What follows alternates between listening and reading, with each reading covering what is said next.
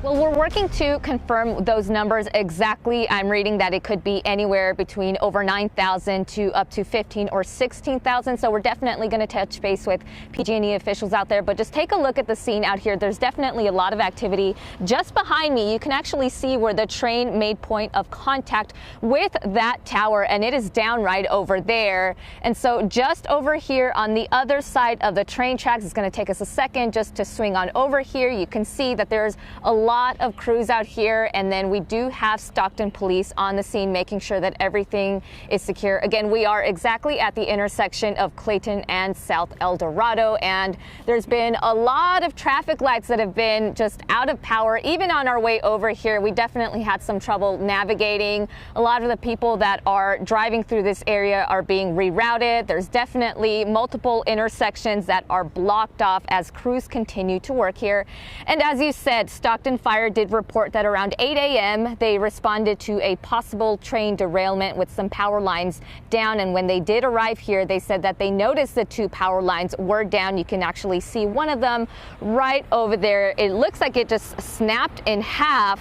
Now, again, no injuries were reported, which is a good thing. We do know that there was a hazmat team that responded to the scene over a potential spill, but the contents turned out to be soybean oil, so doesn't seem like there's any immediate danger there. Now, we do have a statement that we got from a PG&E spokesperson. It says, quote, "We are aware of a train derailment that came into contact with one of our transmission lines, causing an extended outage in the area. PG&E crews are on the ground now working closely with first responders.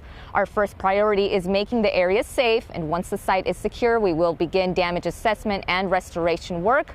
We appreciate the public's patience and will continue to provide updates and information as it becomes available." Again, it's unknown how long the crews will be out here. We do know that in the last hour, at least 4,800 customers did have their power restored. But again, we're going to keep tabs on just exactly how those numbers are panning out throughout the day. Again, it doesn't seem like anybody was hurt out here. And another thing to note, there are some buildings in South Stockton that were impacted. One of those might be, we're hearing that the county building was impacted.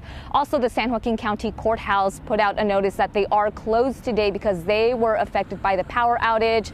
Folks who had some matters to hear in court today, they will not have to do that today. They are asked to contact the courthouses in Lodi and Manteca if they have any questions, but they will be receiving something in the mail to follow through with any of those cases in a later date. That is the very latest. Again, we will continue to follow up for more updates out here in Stockton, covering local news that matters. Josie Hart, Fox 40 News. All right, thank you so much, Josie. And like you said, the San Joaquin Superior Court is closed for the remainder of the day. We are working to confirm in our newsroom if that is directly tied to the train derailment that took down those two power line towers. Thank you, Josie.